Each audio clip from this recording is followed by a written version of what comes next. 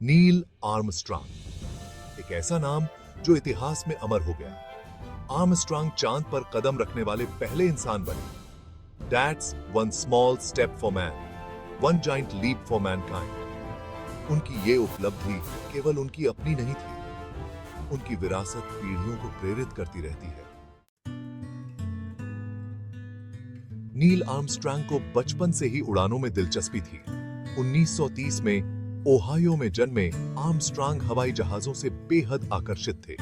उन्होंने 16 साल की उम्र में ही अपना स्टूडेंट पायलट लाइसेंस हासिल कर लिया था। उड़ान के प्रति उनका जुनून बढ़ता गया। आर्मस्ट्रांग ने पर्ड्यू यूनिवर्सिटी से एरोस्पेस इंजीनियरिंग में अपनी पढ़ाई पूरी की। इसके बाद उन्होंने एक नौसेना एविएटर के रूप में कोरियाई युद्ध में भाग लिया और कई लड़ाकू अभियानों का नेतृत्व किया। हवा में उनकी बहादुरी और कौशल से हर कोई परिचित था। उनकी सेवा के लिए उन्हें 3 एयर मेडल से सम्मानित किया गया। युद्ध के बाद Armstrong national advisory committee for aeronautics यानी NACA में शामिल हो गए। बाद में यही एजेंसी नासा बनी। उन्होंने एक टेस्ट पायलट के रूप में काम किया और उड़ान की सीमाओं को आगे बढ़ाया। उन्होंने अविश्वसनीय गति से प्रायोगिक विमान उड़ाए। उन्होंने हमेशा शांत रहकर खतरों का सामना किया। उनके अनुभव और विशेषज्ञता ने उनके भविष्य के प्रयासों की नींव रखी। यह सितारों तक पहुंचने की दिशा में उनका पहला कदम था। चांद पर कदम रखने से पहले आर्मस्ट्रांग ने अंतरिक्ष में अपने कौशल को और निखारा। उन्हें 1962 में नासा के जेमिनी कार्यक्रम के लिए चुना गया था। अपोलो मिशन की तैयारी के लिए यह कार्यक्रम बेहद महत्वपूर्ण था।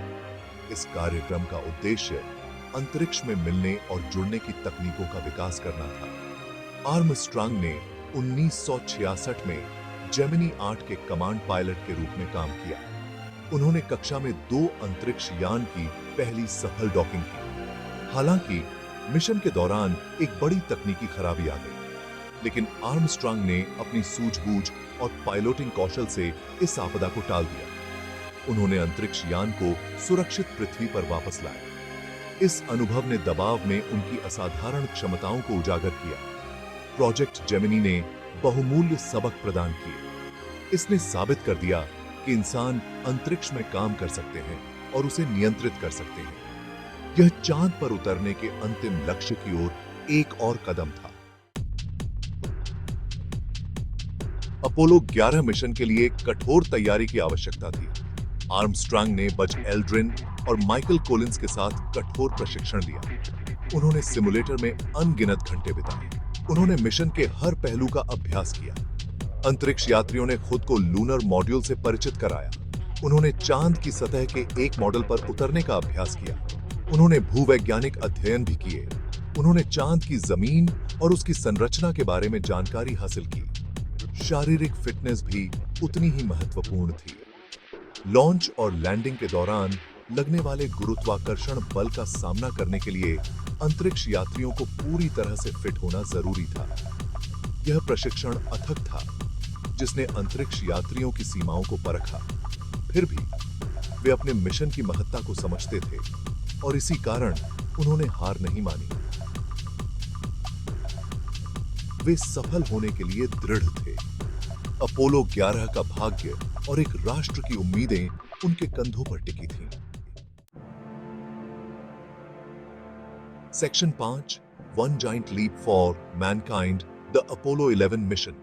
16 जुलाई 1969 को पूरी दुनिया की सांसें थमी हुई थीं। अपोलो 11 ने कैनेडी स्पेस सेंटर से उड़ान भरी। आर्मस्ट्रांग, एल्ड्रिन और कोलिंस चांद पर जा रहे थे। इस यात्रा में 4 दिन लगे। लाखों लोगों ने पृथ्वी से इसे देखा और सुना। हर जगह तनाव था। 20 जुलाई को lunar module eagle command module से अलग हो गया। आर्मस्ट्रांग ने ईगल को चांद के एकदम शांत हिस्से सी ऑफ ट्रैंक्विलिटी इवारिशी गियर में सुरक्षित उतारा। उन्होंने घोषणा की, ईगल लैंड कर चुका है। मिशन कंट्रोल में राहत और खुशी की लहर दौड़ गई। घंटों बाद आर्मस्ट्रांग लूनर मॉड्यूल की सीढ़ी से नीचे उतरे। उन्होंने चांद की सतह पर कदम रखा। उनके शब्द इतिहास में गूंज उठे। That's one small step for man, one giant leap for mankind. That's one small step for man. Armstrong के ये शब्द केवल एक कथन से कहीं अधिक थे। वे मानवीय उपलब्धि का प्रतीक थे। उन्होंने अपोलो 11 मिशन के सार को बखूबी दर्शाया। यह मानव जाति के लिए एक बड़ी छलांग थी, हमारी सामूहिक प्रतिभा और अन्वेषण की भाओनिया का प्रमाण। पूरी दुनिया ने आश्चर्य से देखा जब आर्मस्ट्रांग और एल्ड्रिन ने चांद पर अमेरिकी झंडा फहराया। उन्होंने चांद की मिट्टी के नमूने एकत्र किए, उन्होंने कई प्रयोग किए, उन्होंने एक ऐसे विश्व के साथ अपने अनुभव साझा किए जो उन्हें देखता ही रह गया। उनका हर कदम टीवी पर दिखाया गया, जो एक ऐतिहासिक नजारा था। चांद की सतह पर 21 घंटे बिताने के बाद वापस लौटने का समय आ गया था। ईगल ने उड़ान भरी, यह कमांड मॉड्यूल में फिर से जुड़ गया। अंतरिक्ष यात्री 24 जुलाई को प्रशांत महासागर में सुरक्षित लौट आए। वे नायक बनकर लौटे और हमेशा के लिए ब्रह्मांड में हमारी जगह के बारे में हमारी धारणा बदल दी। चांद के पार। आर्मस्ट्रांग के बाद के वर्ष अपोलो 11 के बाद आर्मस्ट्रांग लोगों की नजरों से दूर ही रहे। वह एक विनम्र व्यक्ति थे, वह एक साधारण जीवन पसंद करते थे। वह सिंसिनाटी विश्वविद्यालय में एरोस्पेस इंजीनियरिंग के प्रोफेसर बने। उन्होंने नेशनल कमीशन ऑन स्पेस में काम किया। आर्मस्ट्रांग ने एरोस्पेस अनुसंधान और अन्वेषण में योगदान देना जारी रखा। उन्होंने विभिन्न कंपनियों के प्रवक्ता के रूप में भी काम किया, लेकिन वह हमेशा विनम्र बने रहे। अपनी उपलब्धि की महत्ता को कभी नहीं भूले। उन्होंने शायद ही कभी इंटरव्यू दिए हों। उन्होंने सार्वजनिक कार्यक्रमों के अधिकांश अनुरोधों को अस्वीकार कर दिया। वह अपनी निजात को महत्व देते थे, फिर भी दुनिया पर उनका प्रभाव निर्विवाद रहा। वह अनिच्छुक हीरो थे, लेकिन एक हीरो तो थे ही। सितारों में दर्ज एक विरासत, नील आर्मस्ट्रांग की विरासत चांद पर उस एक कदम से कहीं आगे तक फैली हुई है। वह अन्वेषण की भाओनिया की प्रतिमूर्ति थे। उन्होंने मानवीय प्रयास की सभी सीमाओं को पार कर दिया। उन्होंने पीढ़ियों को बड़े सपने देखने के लिए प्रेरित किया। उनका साहस, समर्पण और विनम्रता आज भी लोगों को प्रेरित करती है। उन्होंने हमें दिखाया कि दृढ़ संकल्प और लगाव से कुछ भी संभव है। उन्होंने हमें मानव प्रतिभा की शक्ति की याद दिलाई। उनका जीवन अदम्य मानवीय भावनिया का प्रमाण था। आर्मस्ट्रांग की कहानी हम सभी के लिए एक सीख है।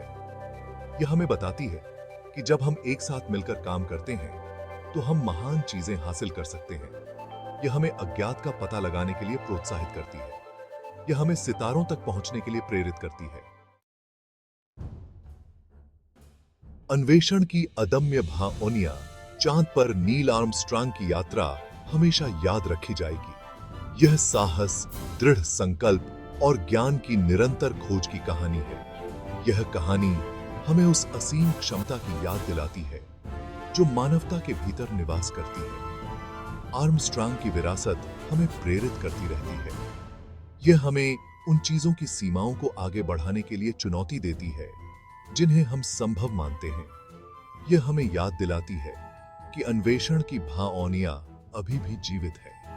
भविष्य की ओर देखते हुए आइए हम आश्चर्य और दृढ़ संकल्प की उसी भाओनिया को साथ लेकर चलें जिसने आर्मस्ट्रांग को चांद पर पहुंचाया। आइए हम तलाश करते रहें, आइए हम खोज करते रहें, आइए हम सितारों तक पहुंचते रहें। ऐसा करके हम नील आर्मस्ट्रांग और उन सभी लोगों की विरासत का सम्मान करते हैं जो बड़े सपने देखने का साहस करते हैं।